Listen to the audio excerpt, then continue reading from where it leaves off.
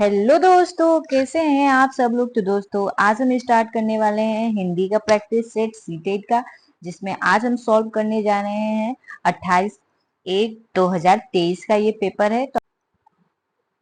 तो ये रहा हमारा हिंदी का। अभी हम स्टार्ट करते हैं। सबसे पहले जो है गद्यांश दिया हुआ है, तो हम गद्यांश पढ़ेंगे, उसके बाद क्वेश्चन को सॉल्व करेंगे। गीजू भाई की शिक्षा पद्धति केंद्र में निर्विवाद रूप से बालक था। उसका संपूर्ण चिंतन व आयोजन उसी के इर्द गिर्द रहता था, पर वे इस महत्वपूर्ण तथ्य को नहीं भूले कि बालक के शिक्षण से पूर्व माता पिता का शिक्षण भी कम आवश्यक नहीं है। शालाएं जितनी नीति को लेकर शिक्षण प्रक्रिया का आयोजन करती हैं, माता पिता को भी उनकी जानकारी होना जरूरी है।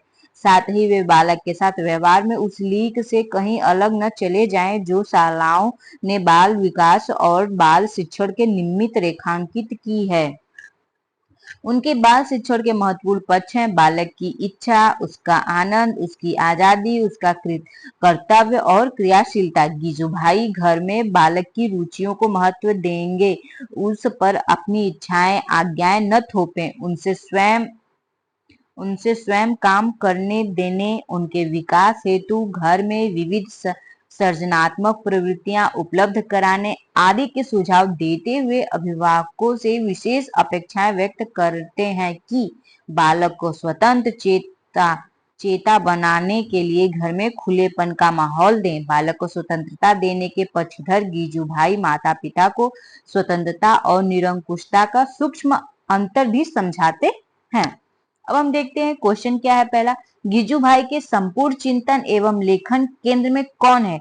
शिक्षा नीतिकार, अभिभावक, बच्चे या पाठ्य पुस्तकें? तो बच्चे हैं। बच्चे क्यों है? क्योंकि जितना भी उन्होंने खुलापन, आजादी, निरंकुशता, स्वतंत्रता की बात की है, किसे देने की बात की है? बच्चों को देने की बात की है। तो ऑप्शन सी करेक्ट हो जाएगा।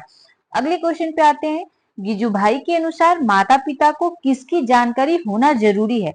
पाठशाला की शिक्षा नीति, पाठशाला का वित्तीय प्रबंध, पाठशाला का स्थापना दिवस या पाठशाला की प्रबंधन नीति? तो पाठशाला का शिक्षण नीति।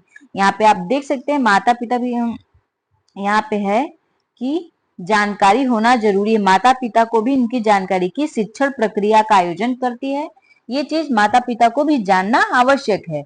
तो इसमें हमारा ऑप्शन जो है पहला ही करेक्ट हो जाएगा।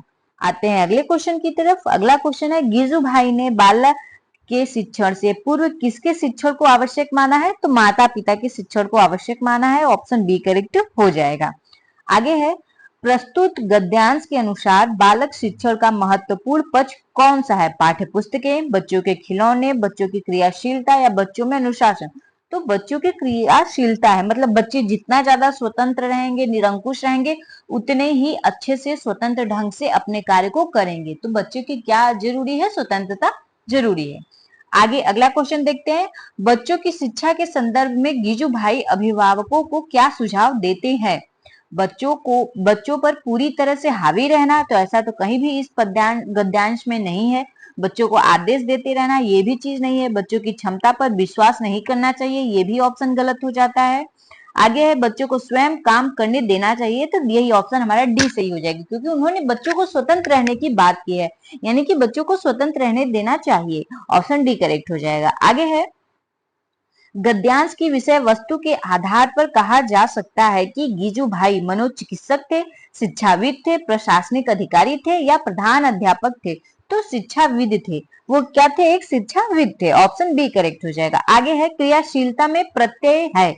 प्रत्यय क्या होता है? प्रत्यय वो होता है जो शब्द के लास्ट में जुड़ जाता है और उसका अर्थ बदल देता है, उसका स्वरूप को बदल देता है।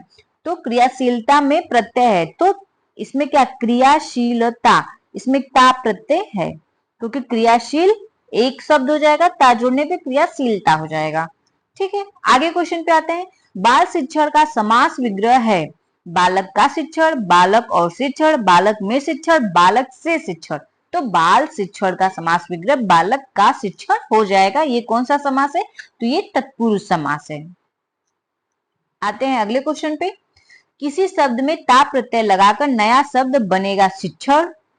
किस शब्द में ता प्रत्यय लगाकर नया शब्द बनेगा? शिक्षण में अगर ता लगाएंगे तो शिक्षणता बन जाएगी, तो ये तो सही नहीं है।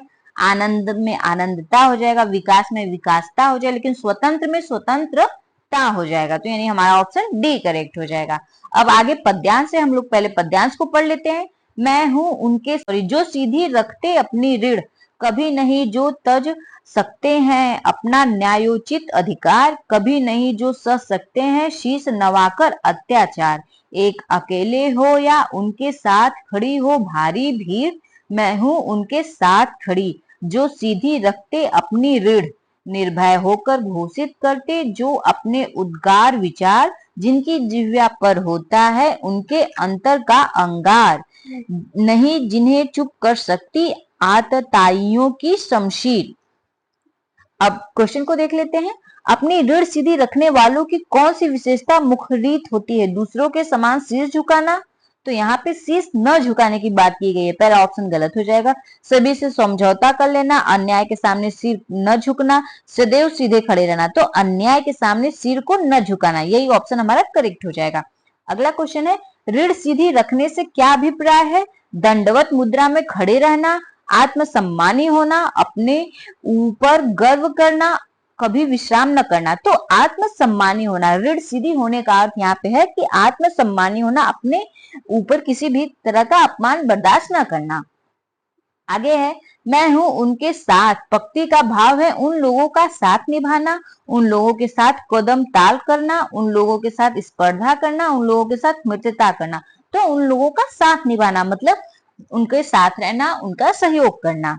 ऑप्शन ए करेक्ट हो जाएगा। अगला क्वेश्चन है, जो अत्याचार के आगे चुप नहीं रहते हैं, यह भाव किस पंक्ति में आया है? कभी नहीं जो तज सकते हैं, निर्भय होकर घोषित करते हैं, साथ खड़ी हो भारी भीड़, या फिर नहीं जिन्हें चुप कर सकती आततियों की शमशीर। तो ऑप्शन डी करेक्ट हो जाएगा। यहाँ पे देखिए, यहाँ पे है नहीं जिन्हें चुप कर सकती आततियों की शमशीर।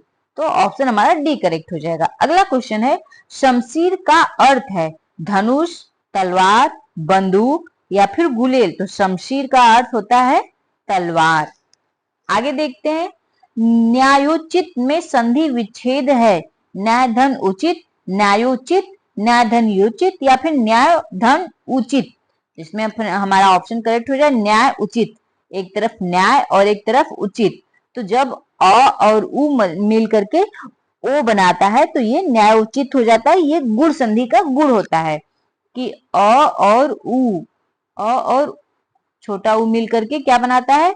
ओ बनाता है, तो न्यायोचित हो जाएगा। आगे अगला क्वेश्चन है, यदि शिक्षार्थी लक्ष्य भाषा के संदर्भ में कम अभिज्ञ है, तो इस स्थिति में व्याकरण शिक्षण का क्या तरीका होना चाहिए? निगनात्मक, अध्यापक केंद्रित, कंठस्थीकरण को प्रोत्साहन, अंतःक्रियात्मक और शिक्षार्थी केंद्रित।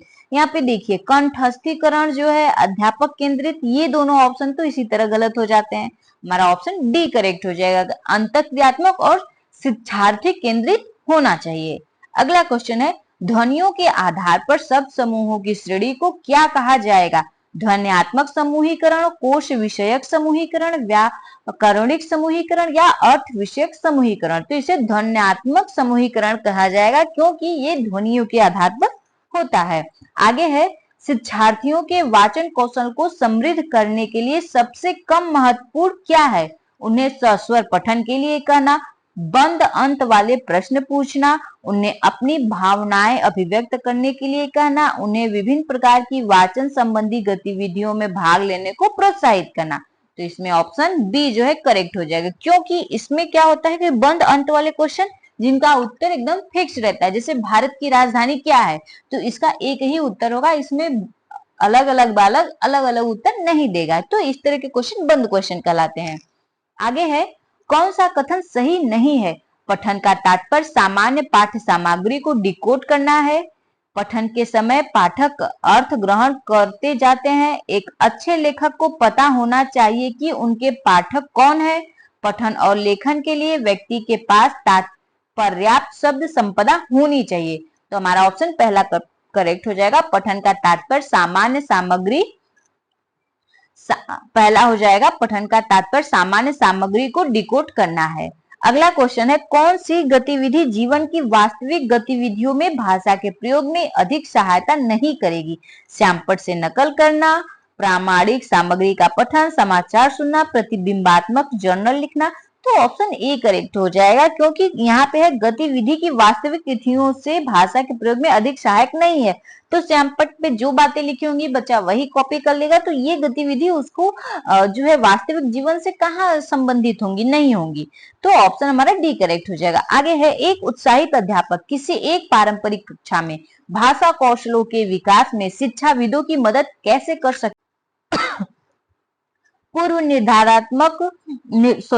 निर्धारित पाठ्यक्रम द्वारा, निर्धारित पाठ्य पुस्तकों द्वारा, स्वयं निर्मित सामग्री के माध्यम से, अतिरिक्त सूचनाएं देकर के, एक साप्ताहिक परीक्षाओं के द्वारा। तो खुद स्वयं निर्मित सामग्री के माध्यम से अतिरिक्त सूचनाएं देकर के जो है मदद कर सकती है। ऑप्शन सी करेक्ट हो जाएगा। आगे है, लेखन विचारणीय रूप से जटिल चिंतन प्रक्रिया है। हालांकि अच्छे लेखन के लिए किसकी जरूरत नहीं है?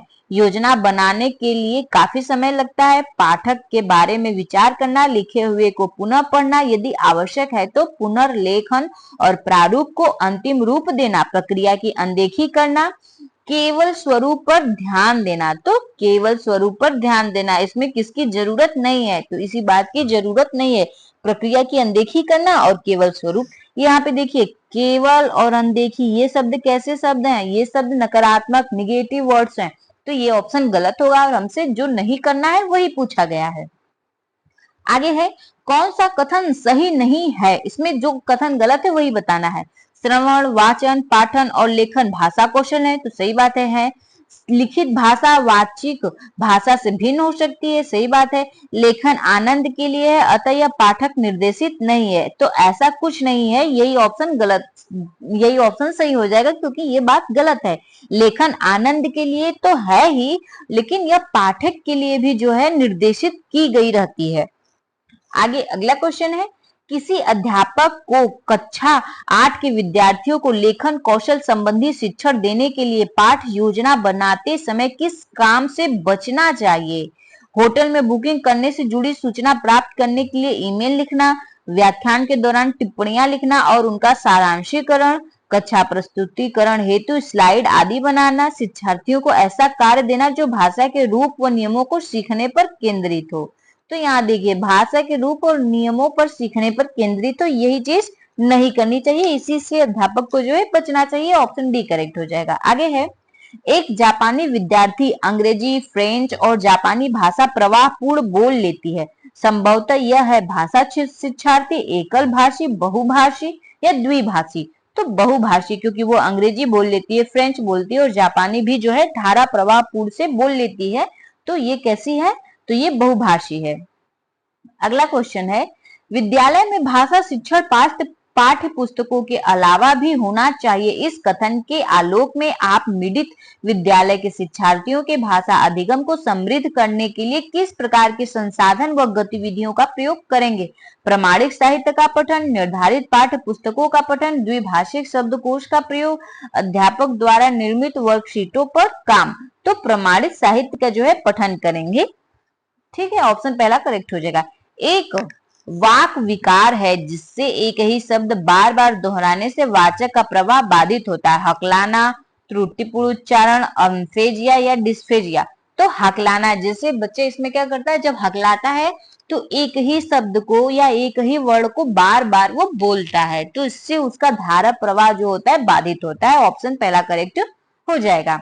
अगला क्वेश्चन है, विद्यार्थियों को अच्छे वाचन के लिए प्रशिक्षित करने हेतु कौन सी युक्ति प्रयुक्त नहीं करनी चाहिए? सही उच्चारण का प्रदर्शन करके, जिह्वा व होठ की सही दशा का अभ्यास करके, शब्दों का अनुकरण करने के लिए देखने का अभ्यास करके, शिक्षार्थियों को 1 मिनट बोलने का अवसर देना जिससे उनकी गलती की पहचान की जा सके। तो इसमें ऑप्शन सी करेक्ट हो जाएगा। सी कैसे करेक्ट हो जाएगा? क्योंकि शब्दों का अनुकरण करने के लिए देखने का अभ्यास। अब बच्चा अगर उससे देखेगा तो वो फिर समझेगा कैसे? उसे बोलने का अभ्यास कराना चाहिए। अगला क्वेश्चन है, ग्राहम भाषा कौशल कौन से हैं? भाषा का प्रयोग करते समय स्वयं को सही कहने में सक्षम, व्याकरणिक संरचनाओं का सटीक उपयोग, विभिन्न शैलियों में लेखन, सूचनाओं के लिए श्रवण एवं पाठन। ऑप्शन डी जो है हमारा करेक्ट हो जाएगा, कि अंतर्गत आता है। किसके अंतर्गत? ग्राम भाषा कौशल के अंतर्गत सूचनाओं के लिए श्रवण और पठन आता है।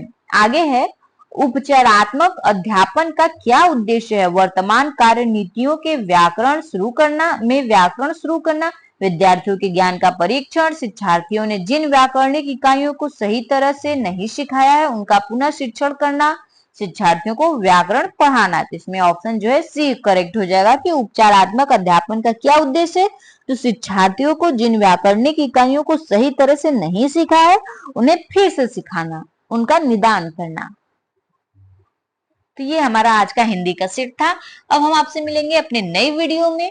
तो अगर आपको वीडियो अच्छी लगी हो तो हमारे वीडियो को लाइक करिएगा, चैनल को सब्सक्राइब करिएगा और शेयर करके कमेंट भी कर दीजिएगा। Thank you.